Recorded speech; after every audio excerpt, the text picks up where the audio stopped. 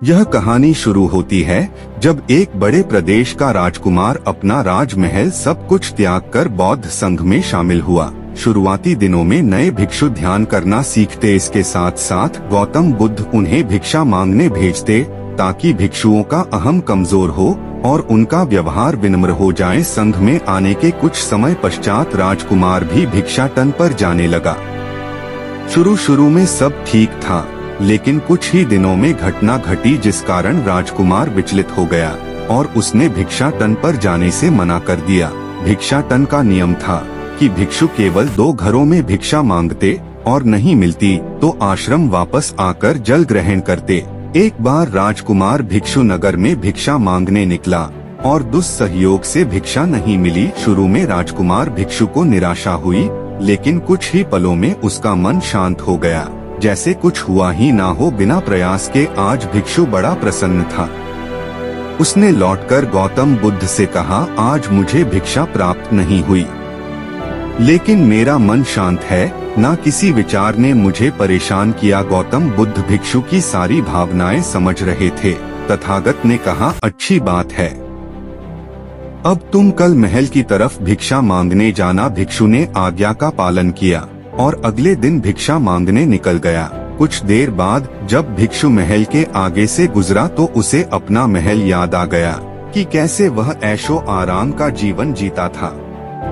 भिक्षु ने सोचा, महल में खाने को स्वादिष्ट पकवान मिलते और सेवा करने को कई नौकर होते और सभी प्रकार के सुख मिलते। ऐसा सोचते सोचते भिक्षु के मन में इच्छा हुई कि आज बढ़िया भोजन मिल जाए। तभी भिक्षु सचेत हो गया कि यह सब अतीत की स्मृतियां हैं और मैं केवल इन्हें देख रहा हूँ। पुरानी यादों के ताजा होने से मन में कुछ इच्छाएं प्रकट हो रही हैं। यह भी मैं केवल देख रहा हूँ। अगर मैं इन शारीरिक इच्छाओं को पूरी करने की लालसा रखूं तो मैं मन की शांत और यह जागृत अवस्था खो दूंगा। भिक्षु ने महसूस किया कि जब जब हम स्वयं को 2 कदम आगे ले जाते हैं, चेतना का स्तर ऊपर उठाते हैं, तब तब मन इस प्रकार के खेल खेलता है। जब हम मन को शांत करने लगते हैं तब मन हमें बेचैन करने की पूरी कोशिश करता है। भिक्षु यह सोचकर बहुत खुश हुआ क्योंकि आज उसने आत्मचिंतन से मन के बारे में गहरी समझ और सूक्ष्म दृष्टि प्राप्त कर ली। भिक्षु ने आश्रम आकर गौतम बुद्ध को सारी बात बताई और कहा, तथागत, आज मुझे आपकी कृपा से सूक्ष्म दृष्टि प्राप्त हुई। मन हमें बार बार इच्छाओं में उलझाना चाहता है। महल को देखकर मुझे भी पुराने सुखों का स्मरण हो आया, लेकिन आज भी विचार मुझे छू नहीं पाए। गौतम बुद्ध ने कहा, अच्छी बात है, कल नगर की दक्षिण दिशा में जाना, वहाँ एक हवेली है, वहाँ मन और विचारों पर उपदेश देकर आना। भिक्षु बहुत खुश हुआ। आज वो जल्दी जल्दी चल रहा था क्योंकि वो उपदेश देने जा रहा था। पर दोस्तों, इस बार की यात्रा भिक्षु पर भारी पड़ने वाली थी। कुछ ही देर में भिक्षु हवेली पहुँचा और भिक्षा के लिए आवाज लगाई। आवाज सुनकर एक सुंदर युवती बाहर आई। भिक्षु ने सोचा कि इस युवती की सुंदरता को देखकर मेरे मन में कोई विचार नहीं आना चाहिए, क्योंकि मेरा यहाँ आने का प्रयोजन तो इसको उपदेश देना है। युवती ने भिक्षु को प्रणाम किया और कहा, आइए पहले भोजन ग्रहण कीजिए। भिक्षु ने भोजन किया, फिर सोचा कि उपदेश देने से पहले थोड़ा आराम कर लेता तो अच्छा होता। भिक्षु यह सब सोच ही रहा था। इसी बीच युवती ने कहा, श्रीमान, आपने अभी अभी अन्न ग्रहण किया है, अब थोड़ा आराम कर लीजिए, फिर उपदेश शुरू करना। यह सुनते ही भिक्षु सतर्क हो गया। जो योजना वह मन में बना रहा था, यह महिला वह सब बिन बताए करती जा रही थी। भिक्षु ने सोचा, यह सब संयोग है, यहाँ लोग भोजन के बाद आराम करते होंगे। फिर भिक्षु आराम करने लेट गया और विचार करने लगा कि महिला कितनी समझदार है और इसकी सुंदरता बेजोड़ है। अगर मैं राजकुमार होता तो ऐसी ही स्त्री के साथ विवाह करता। भिक्षु के मन में ऐसे ही कुछ विचार चल रहे थे। इतने में युवती फिर से आई और बोली, अगर आप राजकुमार होते तो मुझे उपदेश कैसे रते? भिक्षु जी, आप तो मुझे उपदेश देने आए थे ना। युवती का इतना कहते ही भिक्षु को स्पष्ट हो गया कि युवती तो मन पढ़ सकती है। भिक्षु घबरा गया और हाथ जोड़कर पूछा, क्या आप मेरा मन पढ़ सकती हैं? युवती ने कहा, क्षमा कीजिए, ध्यान करते करते मेरा मन शांत हो गया है। इसलिए बड़ी आसानी से मुझे दूसरों के विचार अपने आप महसूस हो जाते हैं, उनकी भावनाएं समझ आ जाती हैं। जब भिक्षु ने सुना तो उसके पैरों तले जमीन सरक गई। फिर बिना कुछ बोले भिक्षु तत्काल आश्रम की ओर चल पड़ा। रास्ते में चलते हुए भिक्षु का दिमाग फटा जा रहा था, उसकी बेचैनी बढ़ गई थी। भिक्षु खुद को कोसने लगा कि मेरे मन में युवती के लिए ऐसे विचार क्यों आ रहे थे। उसने मेरे बारे में क्या सोचा होगा। अगर यह बात लोगों को पता चलेगी तो लोग भिक्षुओं और संघ के बारे में क्या सोचेंगे। आज भिक्षु बहुत लज्जत महसूस कर रहा था और वह थोड़ी ही देर में आश्रम पहुंच गया। जब भिक्षु गौतम बुद्ध के सामने पहुंचा तो तथागत ने देखा कि उसके चेहरे की रौनक जा चुकी है, दोनों कंधे झुके हुए थे। भिक्षु ने बुद्ध से कहा, अब मैं कभी भिक्षा के लिए नहीं जाऊंगा। तथागत ने कहा, पहले आराम से बैठो, फिर मुझे बताओ कि तुम्हारी चाल में इतनी थकान क्यों है। आज तुम्हारे चेहरे पर तेज की जगह गलानी की भावना क्यों है। भिक्षु ने सारी बात बताई और कहा, मैं सब कुछ जानते हुए भी महिला की सुंदरता के बारे में और अन्य चीजों के बारे में सोच रहा था। मैं मन से पूरी तरह हार गया। अब मैं कभी उस दिशा में नहीं जा पाऊंगा। मैंने बौद्ध संघ का भारी अपमान किया है। गौतम बुद्ध ने कहा, सबसे पहली बात, परेशानी को बढ़ा चढ़ाकर मत सोचो। अगर कुछ बुरा हो जाए तो एकदम से यह मत सोचो कि सब खत्म हो गया। बिना सोचे निष्कर्ष पर मत जाओ। दूसरी बात, ध्यान दो कि कहीं तुम नकारात्मक विचारों के साथ अतिशयोक्ति करने वाले शब्दों का प्रयोग तो नहीं कर रहे, जैसे मैं हमेशा हारता हूँ, जीवन में कुछ नहीं बचा, मैं मन से पूरी तरह हार गया, मेरे साथ कोई नहीं है।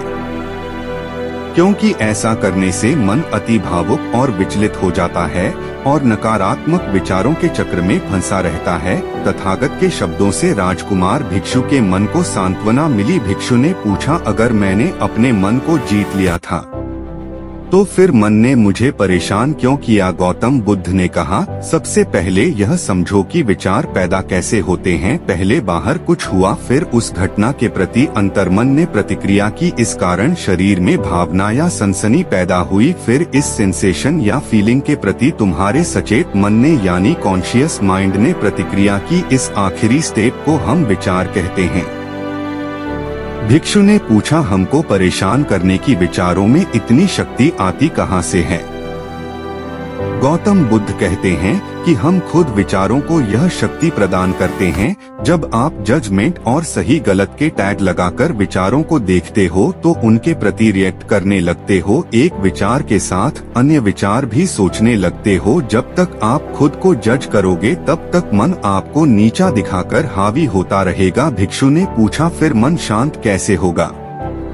गौतम बुद्ध ने कहा, अगर विचार है तो शरीर में भावना भी महसूस हो रही है, क्योंकि हर विचार भावना के साथ प्रकट होता है। अगर आप अश्लील विचार महसूस कर रहे हो तो इसका मतलब है कि शरीर में एक भावना यानी सेंसेशंस भी महसूस हो रहे हैं और फिर आप उसके बारे में सोच रहे हो या रिएक्ट कर रहे हो और इसी बात में मन को शांत करने का तरीका छपा है। और फिर आप उसके बारे में सोच रहे हो या रिएक्ट कर रहे हो और इसी बात में मन को शांत करने का तरीका छपा है। हर विचार को देखना कठिन है क्योंकि विचारों का वेग तेज है, लेकिन शरीर में महसूस हो रही भावना यानी सेंसेशंस को देखना आसान है, क्योंकि यह देर तक बनी रहती हैं। अगर इन्हें बिना जजमेंट के सही गलत का मतलब लगाए सिर्फ देखा जाए तो यह गायब भी हो जाती हैं। तब मन के पीछे जो शांति है वो प्रकट होती है और उस शांति में एहसास होता है कि मन हमारा कुछ नहीं बिगाड़ सकता। हमारा अंतर्मन कैसे ठीक होता है। नॉन जजमेंट से अगर हम किसी भी इंसान या घटना या फिर अपने मन को बिना जजमेंट के देखते हैं तो मन के साथ साथ अंतर्मन अपने आप स्वस्थ और शांत होने लगता है। अगर तुमने मात्र यह देखा होता कि इस औरत के प्रति विचार केवल मेरे अंतर्मन के रिएक्शन के कारण है और यह मैं केवल देख रहा हूँ, मन में बहुत कुछ चल रहा है, लेकिन मैं सांस के प्रति सचेत हूँ, मैं शरीर में होने वाली प्रतिक्रिया को देख रहा हूँ, तब भी तुम सचेत होकर दृष्टा भाव में लौट आते मन के पीछे जो शांति है। वह हमारी सबसे बड़ी ताकत है। हम बड़ी आसानी से विचारों को शांत कर सकते हैं और एक दिन यह जान सकते हैं कि किसी भी प्रकार का विचार चिंता असल में इस शांति को पार नहीं कर सकता। हम हमेशा विचारों से अछूते हैं।